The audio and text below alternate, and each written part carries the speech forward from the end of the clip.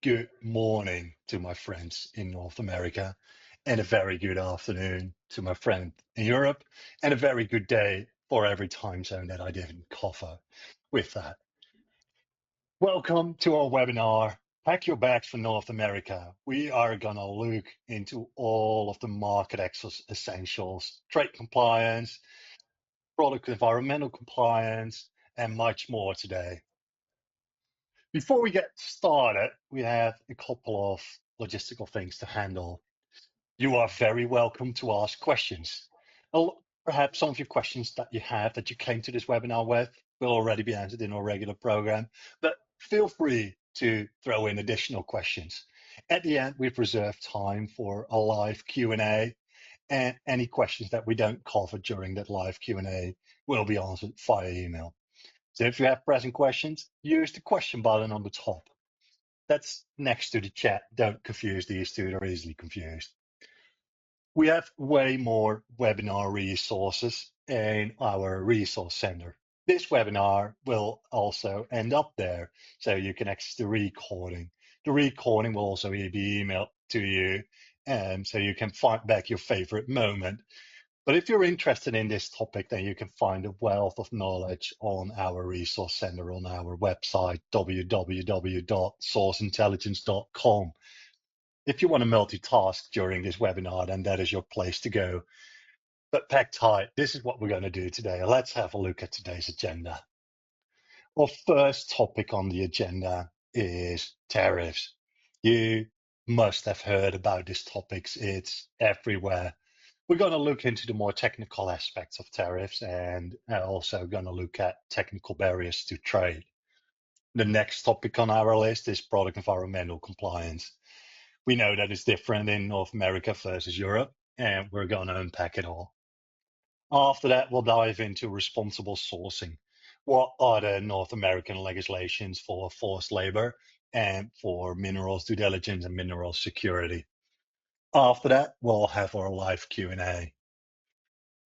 So you're already seeing our two faces in your webinar panel, but we also have them on our slides, and that's a great moment to introduce your panelists of today to you. Travis, why don't you introduce yourself? Absolutely. Great to meet everyone. My name's Travis Miller. By background, I'm an attorney, environmental scientist. I've been in this business in various capacities for roughly 20 years now.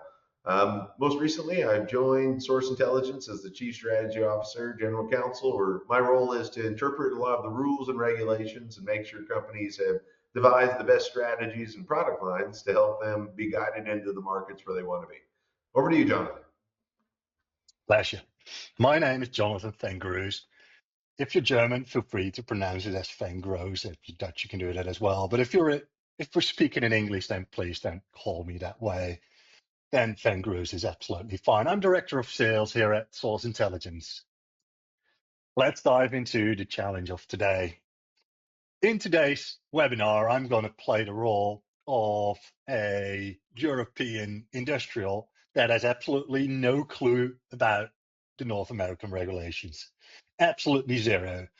So this is not my personal level of knowledge. This is what we believe is most helpful to guide you through the essentials today. And luckily, I'm here with my friend Travis. I'm responsible for global expansion of my business in Europe, in North America, excuse me. I'm from Europe. We make very beautiful industrial equipment, and we believe that the North American market is just waiting for us to bring it there. It's going to be super successful. We are somewhat worried about some of the things that we've heard about. We've heard about tariffs, and that seems to be something that can interfere with how we want to do business. But luckily, Travis is here to unpack that all. He's also going to enlighten us about all of the other regulations and things to take into account. I am aware that I have a very complex road ahead. I'm at the start, and we're exploring what we should do as a business. And we are aware that we will have to find an answer to that tariff question. How are we going to handle that? And also, how do we correctly determine the country of origin? Together, we're going to explore that today. We're also going to dive into product compliance. We have that set for Europe, but how is that going to work with our North American expansion? Then responsible sourcing. I am aware that it's different in North America, that they're looking at it in a different way. And my guess is that it will be easier, but I may come to find a couple of surprises there. The next thing is sustainability and ESG. We have that all sorted out, and I'm sure it's going to be a walk in the park, but we're going to look at what particularities I have to take into account. A next topic that we want to understand when we're going to North America is how does it work for managing our product life cycles, and what to take into account for spare parts, because our products have a very large life cycle by nature, and are absolutely worth it to repair and keep them running. We also want to understand what do we have to do with regards to audits to our current supply chain, perhaps even to our customer base, and how we have to handle that for market access. In the end, this journey is all about market access. And we want to make sure that we have that and that we don't run into issues here. The first place where I started was the ACE document system.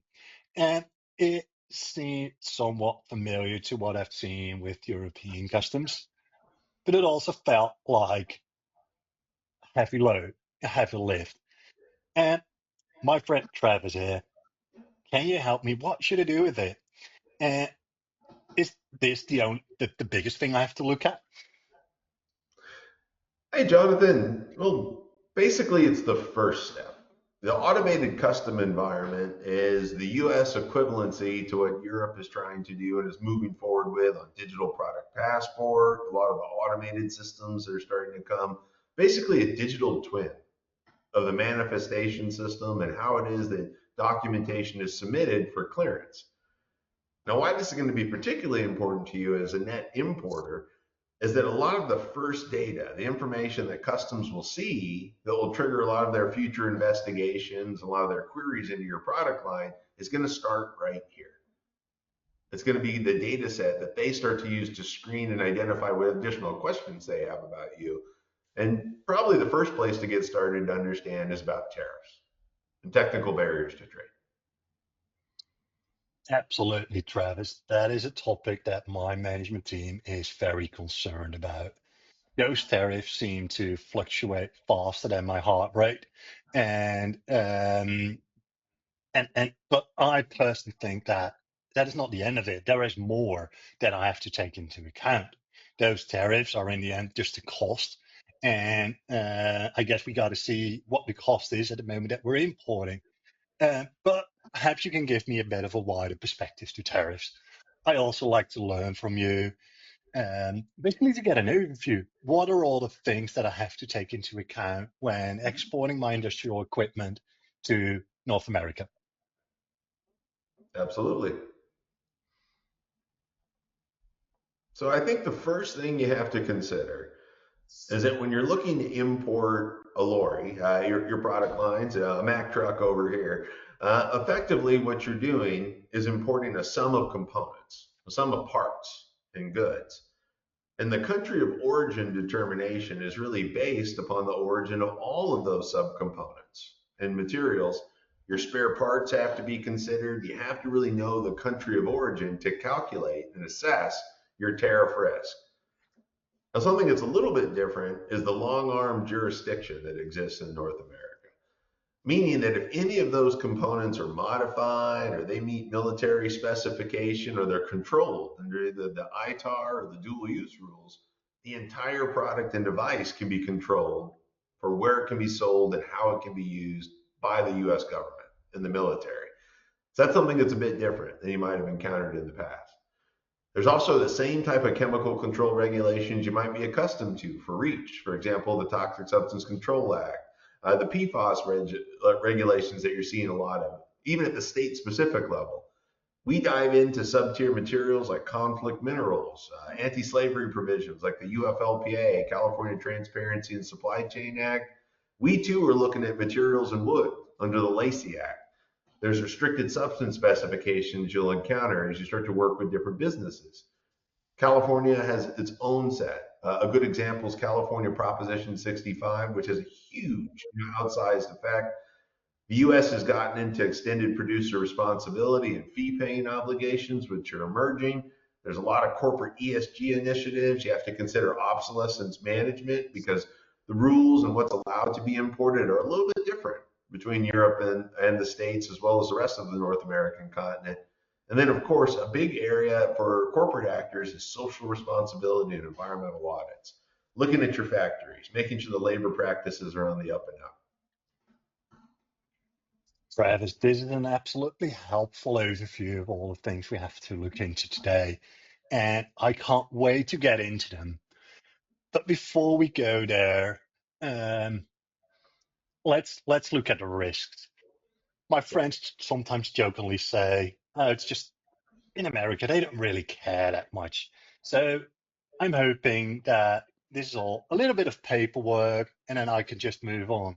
Or do you think that the risks are bigger? I have heard about some pretty, in our opinion, ridiculous lawsuits with some hefty fines and penalties for companies. And we certainly don't want to run into that.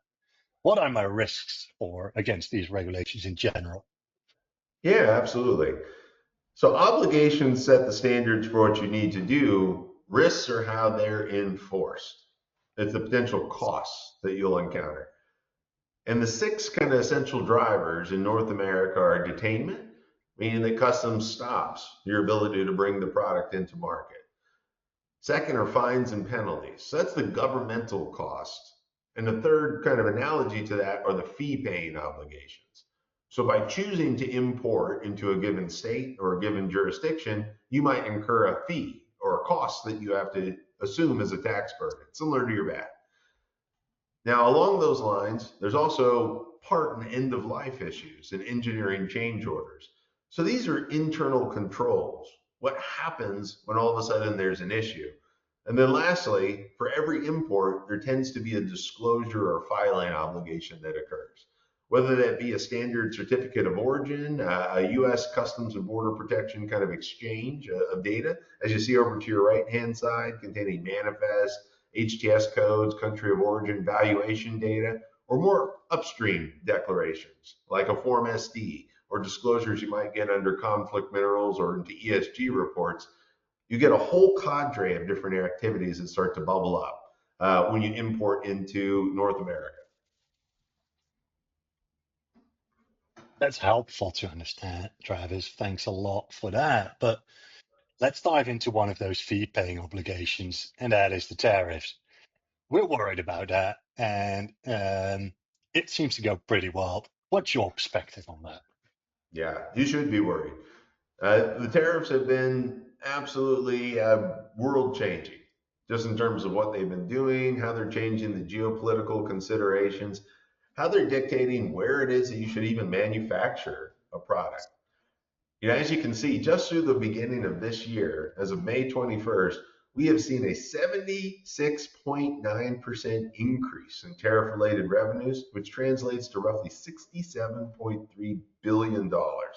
So, absolutely an astronomical surge in the types of collected revenues.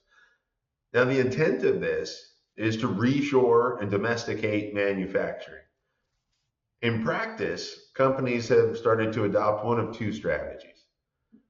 Strategy number one is to actually follow the administration's guidance and to reshore manufacturing, produce locally so you don't have to incur the tariff on import.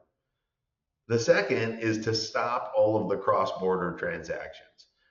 It often doesn't make sense anymore to move parts between one location to another in and out of America because you're going to incur a fee and a tax every single time in the form of a new tariff. More often, it can make sense to manufacture outside of the country fully and then only import the finished assembly or the vehicle one time. So different considerations you'll need to make, but a key part of the strategy for how you enter into the North American market. Travis, I like the perspective. This is a big choice that we have to make. And it's not something we can do overnight because setting up a factory takes a lot of time. It is something that we need to discuss at the top level of our organization, how we're going to approach this. But it's useful to understand it better. One of the other fee-paying obligations I'd like to dive into with you is the topic of extended producer Mhm. responsibility or circular economy. That was a nightmare to figure it out in Europe. There are so many schemes in so many countries with so many definitions, with so many different rates. Please tell me this is centrally organized in every country in North America, one for the US, one for Canada, maybe one for Mexico. It's central, one file, one report, and I'm done. Oh man, I wish. Now, I'd say North America has really followed in the European model with a couple key exceptions. So similar that each individual country across Europe has a packaging, a battery obligation that you have to incur and pay the fees. That same type of a model has already translated across Canada, with each province, each territory having implemented their own EPR schemes. And it's starting to find its way across the states. With Oregon, Maine, a handful of other states having already passed EPR legislation, and it's found its way down into Latin America as well. Or we're seeing Mexico with EPR schemes and different requirements that are in place. Now, pragmatically, some of the major differences there, and that Europe has very much taken a quasi governmental approach to this, appointing schemes or private organizations that can help you to administrate the burden. Across North America, a lot more of that is done by the government, by the regulatory authority. And that has pros and cons. Probably one of the biggest cons is that the government, when pursuing their own fees and money, is going to be a bit more prone to enforcement action. Like, this is their taxes, this is their funding mechanism. And if you're not paying those funds, you can tend to find more stepped up and ramped up enforcement than you might be used to when you start to go into Europe. All right, let's dive into the enforcement. And I'm also wondering, does that same logic of enforcement that you see for EPR apply to, for example, our next topic, product environmental compliance? Yeah, yeah, super related synergy, if you will. So if you think about just the EPR obligations, fines will range anywhere between $1,000 to $50,000 per day per violation. So that number ticks up in a hurry. Across the states in North America, those fines and penalties can be quite large. Now, what you will see is a lot of these actions, when they're filed by the government, are done in civil court. I mean, it's not necessarily a criminal action. It's a penalty that's financial against your organization or your company, and you might get an injunction or warning letters, other compliance statements. What you will find is that almost inevitably, if you ever have a government action against a company, it will be closely followed by a private class action or a tort, saying that you harmed and you committed a malfeasance, but you also harmed me as an individual. So that's a unique attribute that Europeans haven't really dealt with in the same capacity. Just the size and the volume of those class actions and how much the civil society and actual people are enforcing a lot of the laws through almost a deputized action. Now, what that means is that you have to be very careful and cautious. Last thing you want to do is bring your product over, incur a hefty lawsuit, and just have a terrible brand or reputational damage. Find yourself in the newspaper as a bad actor or somebody that's violating, U.S. or Mexican or Canadian laws. That reputational harm can be an equivalency, to the size and financial penalties. So all in all, it's quite additive. It's something that you have to consider as you're thinking about your go-to market approach in North America. This is absolutely fascinating to me how the enforcement is not just happening through government enforcement, but also enforcement risk is as big in the civil space as it is with, or perhaps even bigger in the civil space. That's Yeah. not something we are used to. Of course, we are aware of the other options with fines and reputational damage, but those civil charges are an absolute game changer to me in in the risk we're having as a company. I want to dive into product environmental compliance with you. Yes, We sir. are used to managing REACH and ROS, and it sounded to me so far that we can kind of do the same thing for the North American regulations. In essence, it's about collecting documentation from your suppliers to uh, tick the box and build your own declarations. But I also heard that it is different for PFAS. That's one of the topics where I want to zoom into with you. I also want to learn about TSCA. I also want to learn how state level regulations are affecting basically the entire flow of goods, even when goods are not flowing to that specific state. Before we go there, can you give me an outline? What's the architecture that we have to look at for product environmental compliance here?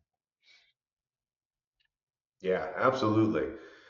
So, in North America, if you don't have intelligence into the source of your information, you really kind of need source intelligence. And the best way that I can articulate this to you is through automation. Something that you'll probably be quite accustomed to, the various systems and tools of records, across Europe. That almost becomes even more important in the States. So if you think about it, you really have to start to focus on your engineering architecture. Those engineering architectures are going to be the controls that have the design, the physical bill of materials, the nested BOM structure that can exist. You also have to consider both the engineering and the sourcing activities of those components, and then of course, quality and regulatory. So by doing so, you can map across all of the physical materials, parts, components, approved vendors into a single platform, assess that compliance status, and then bidirectionally communicate back into the system of record if you can go into market in various states or physical jurisdictions or territories or provinces and what fees you might incur. Failing to do so really can expose you to some of that incremental or hidden cost, that's present in engineering change orders or fees that you might not have accounted for when you were doing pricing. So pragmatically speaking, this is kind of critical to allow you to go into market in such a diverse landscape.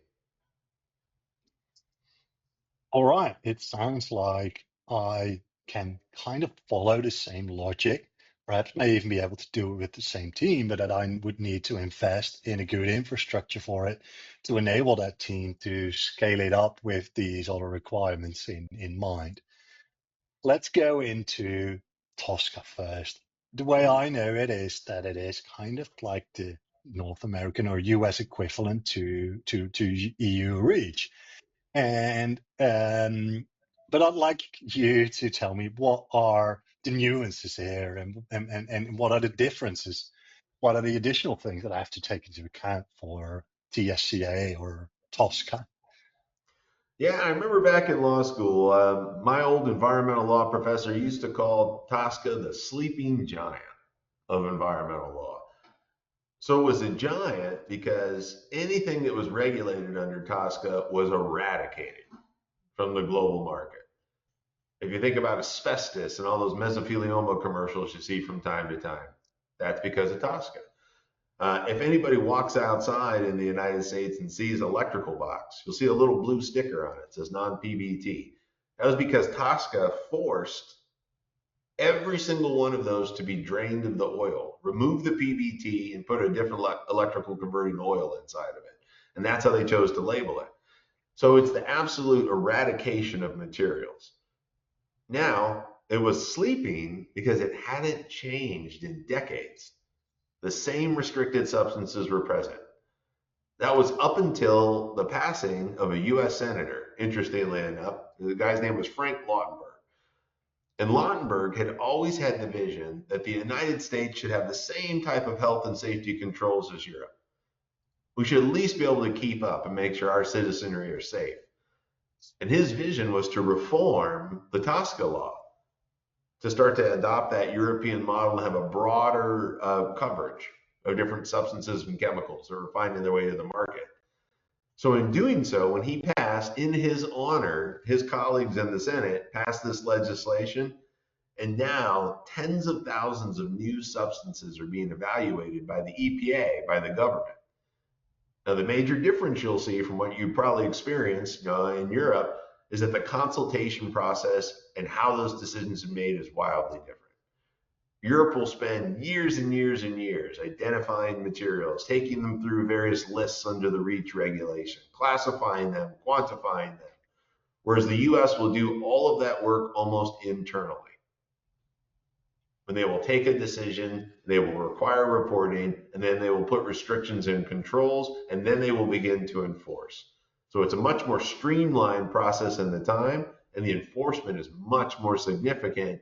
It also creates the perfect justification for any type of an enterprising attorney out there to start to formulate a class action for how you've exposed me to toxins, how you've exposed me to chemicals. Oh wow, there is more to Tosca than I imagined, Travis, and I am intrigued by the decision-making process. It's so dissimilar to what we're seeing in Europe. Let's talk about PFAS because in PFAS is very clear. It's very different how Europe is approaching it. They're still in the middle of that decision-making cycle, right? And it's going to be very difficult to design our equipment without using any PFAS. It's just a very hard substance to replace. In the meantime, it's becoming a topic for the general public. In my town, you can't eat the eggs of your own chickens anymore because those chickens have filled themselves up with PFAS. It's just accumulating in their bodies and also in the eggs. And how is the PFAS regulation developing in North America? And what should we, when we're starting to export our equipment to Canada and the USA take into account for PFAS? Yeah, and it's a shame too because those eggs don't stick to the pan at all, from what I understand. That's the upside. That's the upside. um, so pragmatically speaking, if you talk about PFAS, the important thing to think about is that it's not a substance. It is a group. It is a chemical category. In fact, it's any fluorinated carbon that has these long chain cycles. Now, the magic about those materials is that they were everlasting. They could remove water, grease, dirt repellent properties. You probably have PFAS surrounding you right now in the office you're sitting in, maybe even on the shirt that you're wearing or what you're sitting on in terms of your chair. The negative about it was the same thing. They are forever chemicals. They enter into the body, into the bloodstream, and they never break down. One of the best movies that explained it was Dark Water. It had Mark Ruffalo in it. He's the guy that played the Hulk. Fantastic movie, but it really kind of goes into how this stuff bioaccumulates, how it makes its way up into the food chain, how it finds its way into the bloodstream, and also the negative consequences that can happen as a result. Now, the big area about PFAS is that there are tens of thousands of chemical compositions. It just requires adding another carbon, to that chain, another fluorinated chemical.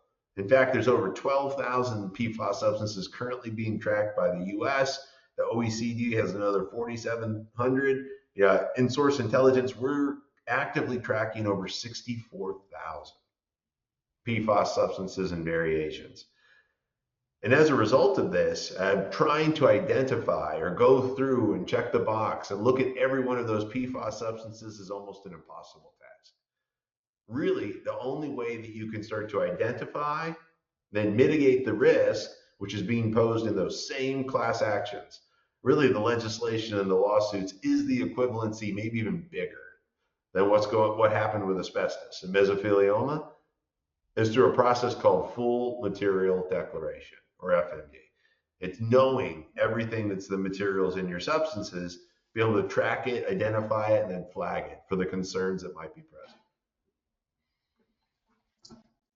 Right, those are massive numbers, and I get what you're saying. You need to know what's in your product. That's in essence what you're telling me.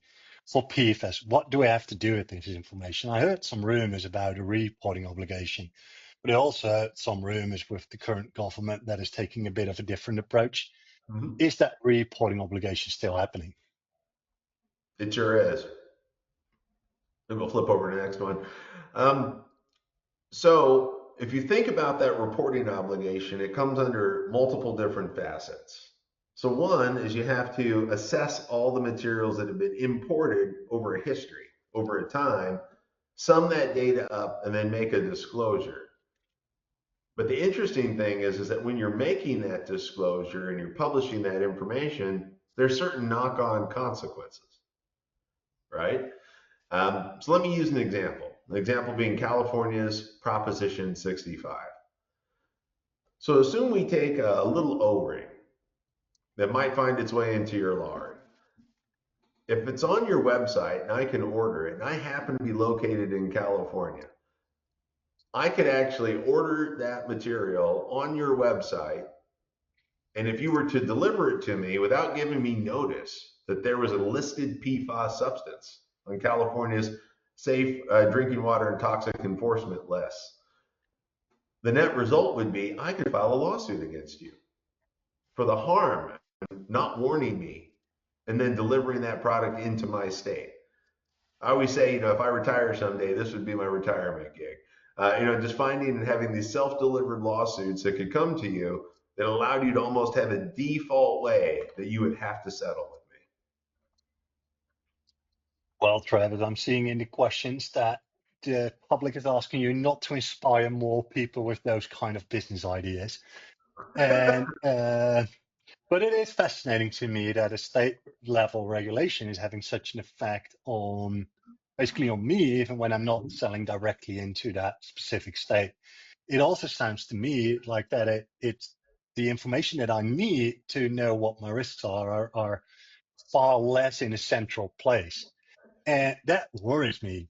Because if you are not aware of the risk and you don't find it in like a central portal from the government where you just find everything, how can you make sure that you identify all the risks that you're actually having? Yeah, absolutely. And the United States is quite different in terms of how regulations are rolled out than they are in Europe. In Europe, you have a civil system where there's wonderful guidance documents that really walk you through what you need to do and explain the rule and the regulation, the technical requirements. In the States, you get things like California Prop 65 that says figure out how to disclose it. And really, you learn by the cases. You learn by people that have been penalized, which is a difficult way to learn because it comes with some hard lessons, some hard yards. But you really have to follow that legislation. It's where being able to identify those concerns give you the power to mitigate them. So within Source Intelligence, what we do is we break down all those various components and parts into the raw materials and components, and then we take the CAS numbers and then allow you to profile every single rule or regulation that might be impacted by that substance being present in your materials. This is the same methodology that allows us to support you in your US and North American imports, as well as your European and your global imports. It's really the core of why we're able to offer these types of sessions about how to enter all the various markets. It's because we have this capability and structure. Thanks, Travis. That is absolutely helpful. And one of the questions we had is, should we establish a new environmental compliance team in North America that is more aware of these regulations, or can we simply add the workload to our existing team? What I see here is that it's a matter of adding some modules and, of course, doing some training on the team. But that when you have those modules in place, you at least have the infrastructure to organize your data and check where your areas of concerns are.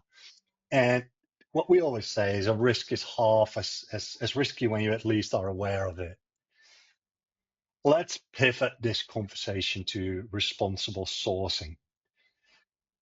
I am intrigued by a regulation called UFLPA, but I also am seeing a lot of fires in the news about minerals. And it seems to me that there is a geopolitical um, for minerals going on. And I'm curious how that relates to what we've always been doing the conflict minerals due diligence, doing our CMRTs. But let's dive into UFLPA first. I am not so worried about it. We're in industrial equipment, and we're not in, for example, textiles that are seem to be more of the topic for UFLPA. How do you look at that? Is UFLPA something I should be worried about as a producer of industrial equipment? Au contraire, my friend. In fact, automotive and aerospace has been the number one most targeted segment. So you are entering into the lion's den, if you will. If you just look at the numbers, it's absolutely staggering. There has never been a supply chain regulation that's been enforced at the level. The actual author of the UFLPA is Marco Rubio, the United States current Secretary of State. And we have seen a huge uptick. In fact, just over the last 2.5 years, we've seen 16,000 in excess of enforcement actions, 9,436 denied shipments that have a value of over $3.6 billion. Now, that's just the value of the cargo, not including the costs that people are incurring, to try to mitigate or litigate or get those materials, broken out, or the stoppages and the issues that are happening in the factories, the business continuity concerns, the need to domesticate and diversify supply chains. We're also seeing that the enforcement actions aren't happening just in China or Chinese origin goods. So this is why you actually have to dive deeper into your supply chain. And you have to start looking at transshipment, materials that go through country of origin laundering, where basically the little sticker that says country of origin China is slapped on with a new sticker that says Malaysia or Vietnam or Thailand or India or some other location, or even sites and locations in those physical facilities that are using the same forced labor, the same Uyghur population who are being bought and sold and transmitted all across Asia Pac. So really, this has been one of the dominant conversations and stories in our industry, is not just about how you detect where those concerns might be, but how you use that F&D knowledge to mitigate it and reduce the risk of you encountering one of these forced labor actions. Okay, that's a lot to unpack, but it is fascinating to me that the burden of proof has been reversed. Let's double click on what is the challenge that we have to solve for UFLPA. Yeah, really one of the most unique attributes of this piece of legislation is just what you said. Historically, the government has to catch and identify a risk or a non-compliance or a violation with the law or the legislation. One of the most interesting thing about the Uyghur Forced Labor Prevention Act is that that burden of proof switches. It's on the importer. It's on the manufacturer. And they have to effectively prove a negative, that my physical product was not made using Uyghur forced labor. That's an incredibly challenging thing to do, and something we have not really encountered in many other pieces of legislation. So it requires a new approach, a way that you can dive down into transparency and evaluate the entire supply chain that has not happened before. Let's dive into that because that Yeah. sounds extremely complex. My products consists of multiple thousands of parts, and all of these parts have undergone several steps before they became that part.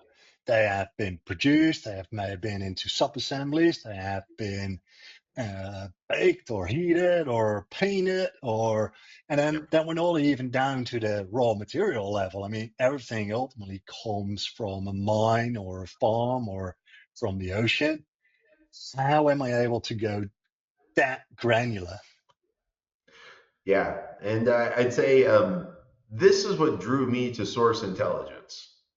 First as a customer, when I was at Google, but then now help me choose to come work here. So effectively speaking, there is no company on the planet that was designed or can handle this entire due diligence cycle.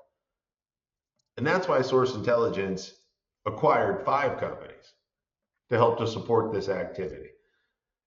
The 2 primary ones that serve as the best value, one is a product called CMAP. So CMAP breaks down using engineering, architecture, and implications, products to assemblies, to components, to raw materials, and creates a chain of custody, a traceability, if you will. Now, the second product that just fascinated me that I had never had experience with before working with Source Intelligence was Chainpoint.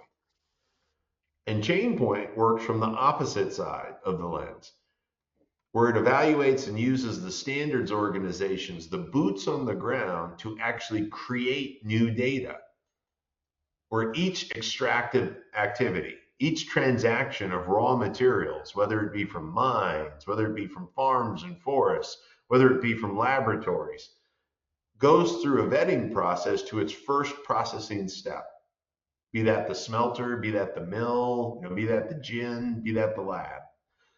And then because that material has been vetted and validated by that standard, you can demonstrate that it was in fact ethically sourced, meeting the social and environmental controls that are necessary.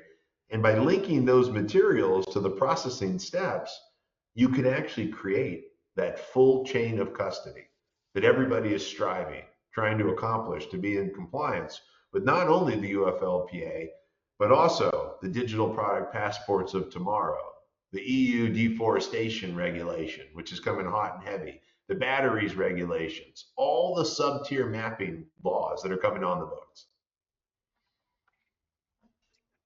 Interesting, Travis. And let's look at one of those areas where we already go pretty deep in the supply chain, where we already go quite close to the origin, at least to a smelter level. And that's the topic of minerals or conflict minerals due diligence. How is that looking? How is that developing in North America? Yeah, this was the aha moment for me. So back in my experience with Google, we were looking at all of the sub-tier mapping applications, and I was consulting with my peers at Microsoft and Amazon and the various companies who worked with an organization called TAC, Tech Against Trafficking. And everybody was seeing the same problem. The campaigns and the outreach work were hitting an invisible wall at about the 3rd or the 4th tier in the supply chain. And that was really difficult because some of the complex assemblies and products might have 15 or 20 tiers in a supply chain. Millions of partners that we would work with to produce physical goods like data centers. So what we found is that there were a few areas that we could actually get data. Conflict minerals was one of the best. One of the best examples, kind of the great granddaddy of a lot of these sub-tier mapping obligations. And the reason for that was because the data was created at the outset. The first transactions were happening between the smelters and the mines. And what we found is that anytime where we tried to start down the value chain for products or parts that didn't have that chain of custody at the base, you couldn't get any further because the data never was created. There was nothing for you to acquire. So the end result was, when we looked at what Source Intelligence had done for conflict minerals, we could see that it was applicable to all the other material types that were out there. And we also started to see that there was an opportunity to almost take a bottoms-up approach, start to build up that essential data. So when all of a sudden the Chinese government put restrictions on critical minerals, or all of a sudden the EU started to put controls around cobalts and lithiums and batteries or mercury materials, that data was there. And I'm really seeing, just from a geopolitical perspective, my opinion, of course, that while today kind of the battlefield and the controls are around the silicon, tomorrow's issues are going to be about the raw materials. In fact, there was a McKinsey study that was published when I was at Google working on data center projects. And they said there is not enough known materials in terms of minerals on the planet today to meet the AI demand that they're anticipating. There's not enough energy production to fuel the data centers that will fuel the AI. Think about that for a second. On the entire planet, there's not enough. That means to me that the only people that are going to be able to win these races are those that have secured the minerals and materials that they need and know how they can get access to them. Travis, this reminds me of my young days when I was playing Age of Empires. Getting control of your core commodities and minerals was absolutely crucial to build your economy. It sounds like that core logic hasn't changed. But let's go back a little step. I mean, I love the global long-term outlook, but there's also a thing companies have to do now, and that is sort out, generate the ability to give their customers CMRTs when they're asking for it. What are your obligations there now? Yeah, absolutely. So the disclosures are multifold, faceted. You have to not only know the parts and materials that exist and where those minerals are originating for, but you actually have to dive in even a little bit deeper. You actually have to take a look at the origin of a lot of those parts and components. So it's requiring you to kind of combine three different disciplines or practice. So the first is the environmental product compliance activities that break down those FMDs and look at the substances. The second is this types of minerals due diligence to understand where the origin of the extractives happen. The same thing is going to be true of your wood harvesting activities, of the cattle. This is what EUDR is driving for other commodity sorts. And then the third activity is actually the transit, the movement of those goods, which is a trade function. So kind of the disciplines that are coming together and they're starting to overlap is engineering, trade, and sustainability into one basic discipline and function. And in a lot of ways, that's a good thing. It's raising up the need for supply chain compliance and diligence inside of the company as allowing companies to streamline. But effectively, what you have to do that is a centralized system of record that allows all those parties to access the necessary information and contribute to it. Very helpful, Travis. And I like the practical translation there that we need to find a solution for that data problem. And this is also the moment where I'm going to be able to transition back into my old role And see, of an employee of Source Intelligence and look with you at how Source Intelligence can help. I'm stepping away a bit from being the unknowing European back into my Jonathan role. How can Source Intelligence help? And the first thing, Travis, I believe that we need to have a look at is what is the value of the work that a lot of people that are listening to us today are doing? What is the value of a compliance program? And this equation must be pretty central to your work as a chief strategy officer at Source Intelligence. yes, sir. I dare say simplicity is the key to this. So if you think about the world at large, there's only three reasons why most people buy just about anything. You spend money because it's going to help me make more money. You spend money because it's going to save me money, or you spend money because it's going to mitigate a risk. And pragmatically, we're in the business of risk mitigation. All compliance people are. That's what we do. So the first thing you have to establish is, well, what is the risk that you're looking to mitigate? And in a dollars and cents construct, that's the maximum potential cost. What is the fines? What is the potential liabilities you could incur? What is the civil penalties? What is the litigation activities? And if you sum that up, you have the left side of your equation. Now from there, you're going to spend or accept some amount of spend to mitigate that risk, or you choose not to. So when you do that, that cost has to be taken away from that maximum potential cost. And the value of that mitigation, that actual cost that you spent, is going to leave some residual risk. There's something left over. And there will always be some residual risk, some amount that you can't mitigate through your work. So pragmatically speaking, the value of your compliance program is that maximum potential cost, that risk statement, subtracting the actual cost you have and the residual risk that remains after you spend that fund or that activity. Now, fortunately, there's a formula that we can kind of look to that's been prescribed. So we go to the next slide. That formula and a great guidance document for you is really the Federal Sentencing Guidelines, which is a US pamphlet that's been put out to guide people in how they can build an effective compliance and ethics program. If you have these 7 elements, you have established an effective compliance program for the eyes of US law.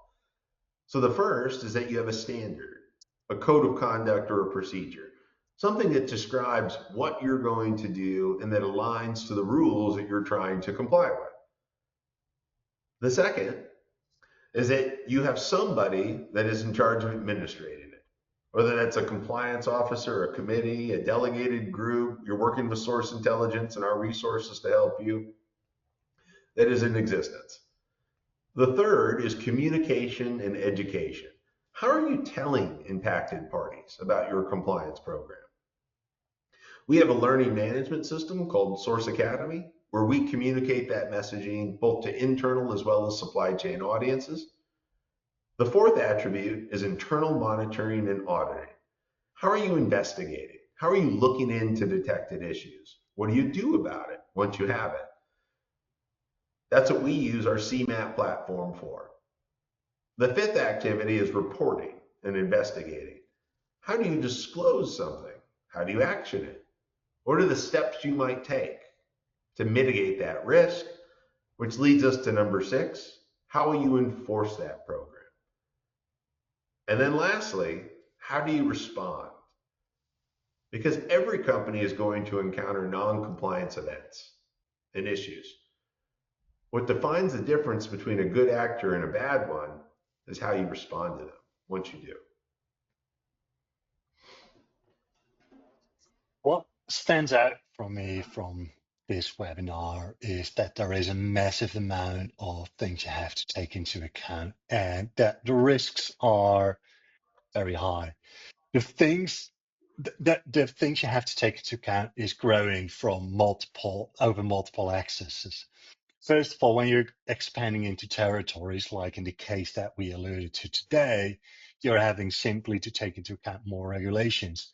But also when you look into these regulations, you see that the complexity within is also growing. More substances are added to, for example, REACH. The amount of substances that are potentially regulated with the emerging PFAS regulations is far bigger than the amount of substances we've seen being regulated so far. That poses a data challenge. That means that you have to organize your data to handle that at scale, because the scale is growing. The scale is growing through the number of regulations. And secondly, the scale is often growing because your company's products get more complex, your portfolio gets wider. Then it's already growing over 2 axles from the regulated axles and the internal axis of the number of products. A third axis where it's going is through enforcement. More enforcement means more risk. And those class actions are a great example where the risk is becoming quite unbearable for a lot of companies. And when we're drawing the parallel between asbestos and PFAS, then I don't think we have seen the end of that yet. And then the fourth axis for which the requirements for compliance professionals are growing is through customer expectations. Your customers simply expect that you have those things sorted out. And when problems are growing out for axles, it's becoming an exponential problem. You simply don't solve exponential problems in the same way that you solve a linear problem. You got to not only find more of the solution, you got to find a smarter solution. And we at Source Intelligence are a software company. We very clearly realize that it's a data challenge. It's a data challenge for product environmental compliance because of the things we just described. But it's also a data challenge when it comes to extended producer responsibility because of the different nuances in all of the schemes. And That also requires software, and our software for extended producer responsibility is basically a reporting engine. Our goal is to make it as simple to report to dozens of schemes as it is to report to a single scheme. When you look at the software for product environmental compliance, one of the things we looked into this webinar today is the need to look at full material disclosure. There is no way that you're going to manage that on the back of a napkin or the modern equivalent to that, an Excel sheet. It's simply unfeasible. I've seen some very brave attempts, but all of them have run the end of at what's realistic to understand and let alone transfer to other employees there. Our CMAP software is specifically designed to handle FMDs. It has chemical capabilities at the very core of the platform. Another topic where source intelligence can help is with minerals due diligence. Today we have seen, when we're looking at the bigger geopolitical picture, that minerals due diligence will become more important in the future. But even for now, we have a great solution where you just want to get your CMRTs or perhaps your AMRTs. But we're also seeing how minerals due diligence can work together with full materials disclosure, because then you can dive deeper into all of the minerals in your supply chain. Then final topic where we help companies with is with obsolescence management and making sure your products remain available during their entire life cycle on the market. We firmly believe that the data shouldn't just stay with the compliance team. You should get it to the front of the process. That's why we have heavily invested in data integrations with most of the software that is commonly used in the industry. And this is not an exhaustive list. These are simply the most requested integrations. We attempt to bring your compliance information to the software where your engineers are working from and designing the product, so that you can design for compliance and not have it as an after the fact thing. Our dashboards and workflows help you get a quick overview and to help you to focus your attentions on your areas of highest risk.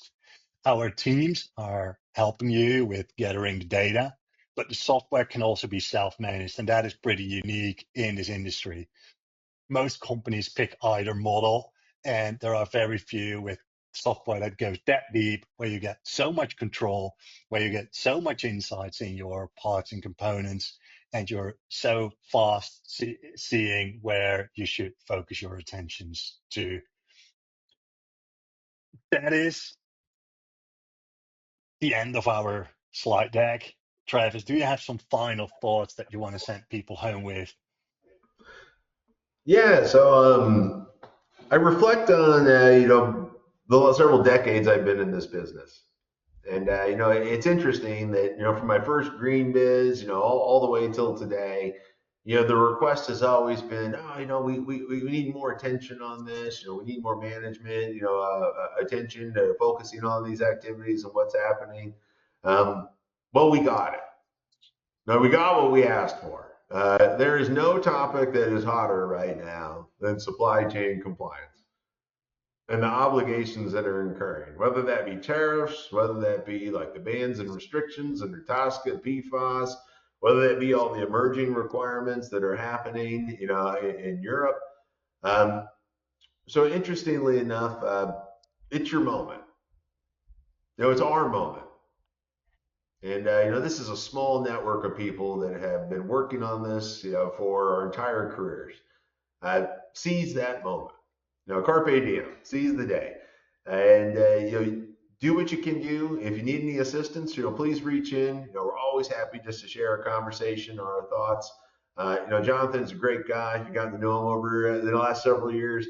And really excited to continue the conversation on what comes next, which might be a little market entry and talking about doing business in Asia Pac. So stay tuned as we continue our tour around the world. People, thanks for joining today. We spent so much time in our interaction that we didn't have time for audience questions. We broke that promise, but we'll stick to the promise that for any questions that were asked, we'll send you the response via email. Thanks a lot for sticking with us during this webinar. Your feedback matters to us. That's how we improve. If you scan the QR code, you're being asked to join our post-webinar survey. You also get a link via email. Thanks a lot for joining. Keep up the great work and have a good rest of your day. Bye.